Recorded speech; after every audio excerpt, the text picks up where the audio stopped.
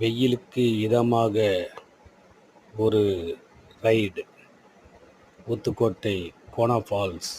நல்லா தண்ணி இருக்குது, நல்லா குளு குளுன்னு இருக்கும். நல்லா குளிச்சுட்டு இந்த வெயில என்ஜாய் பண்ணிட்டு வாங்க. ஆந்திரா கோனா ஃபால்ஸ். நல்ல குவாலிட்டி கிடைக்கும்.